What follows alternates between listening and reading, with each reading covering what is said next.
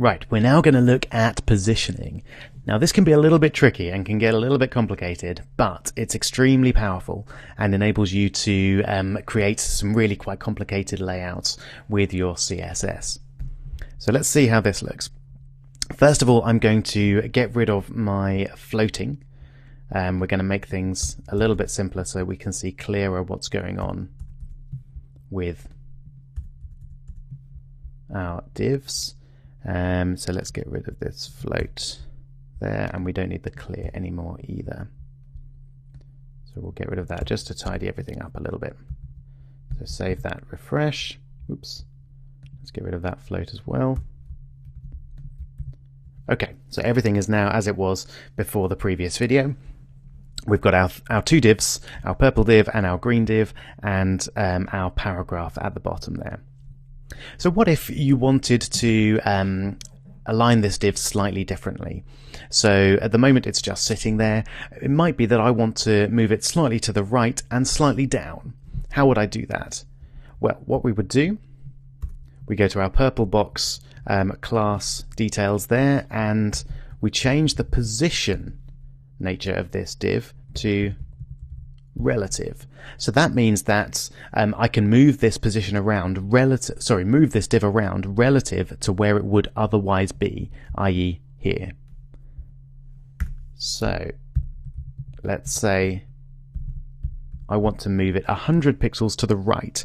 Now, slightly confusingly, we give it, if we want to move it to the right, we give it an instruction of left.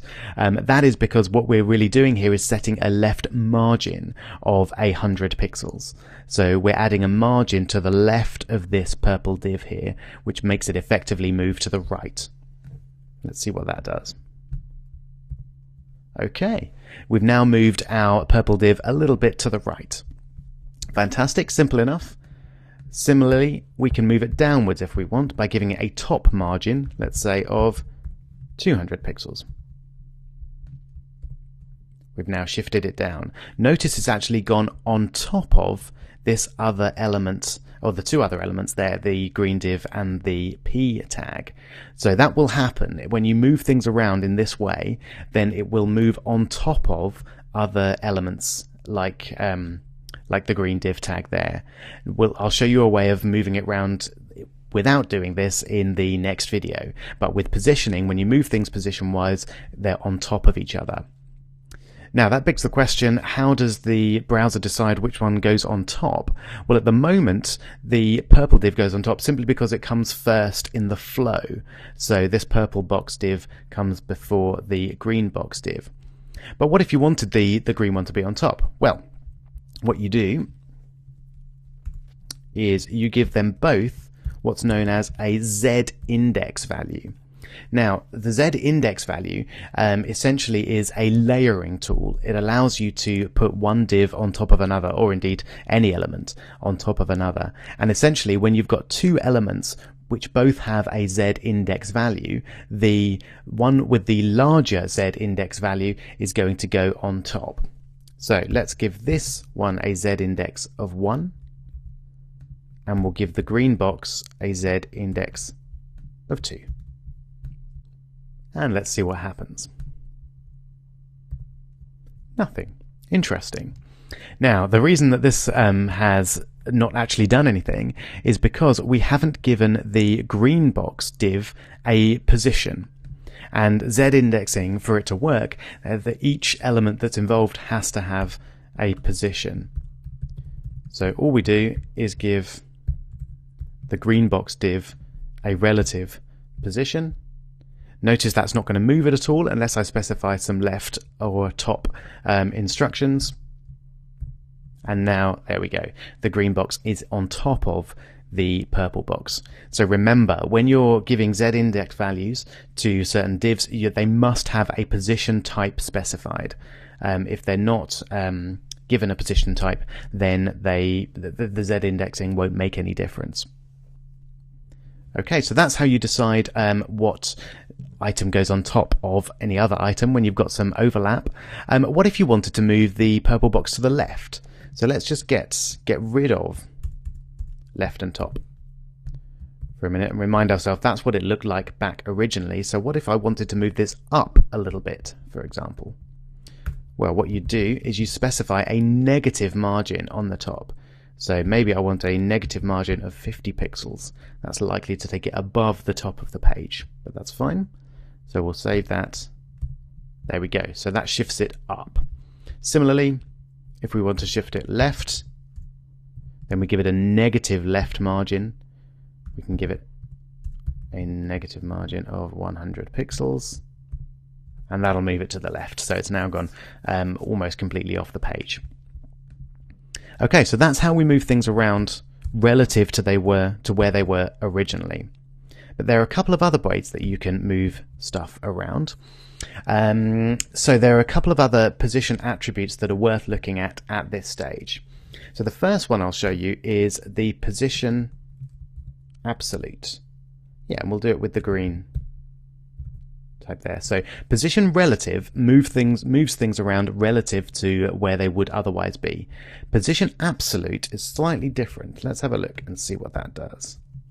So let's get rid of our position relatives and create a position absolute and see exactly what that does.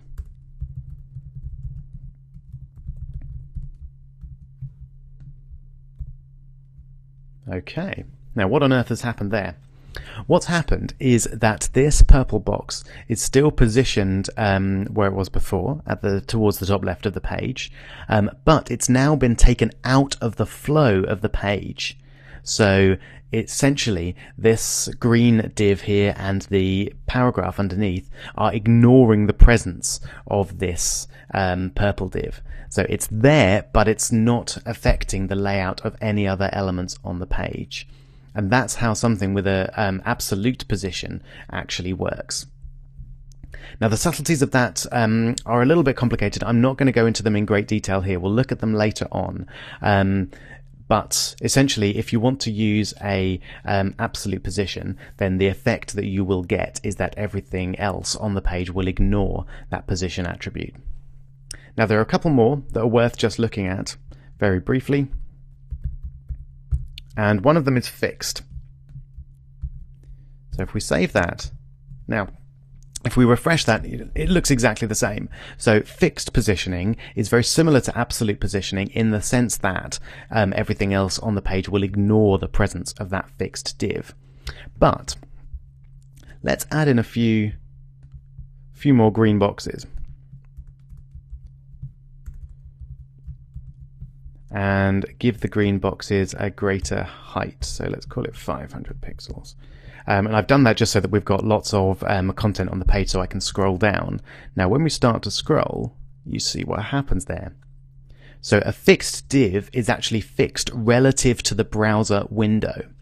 So quite common in web design at the moment is to have a fixed header bar at the top. You've probably seen this on several websites, so that when you scroll down, the header bar is still there, giving you access to the menu and various other options.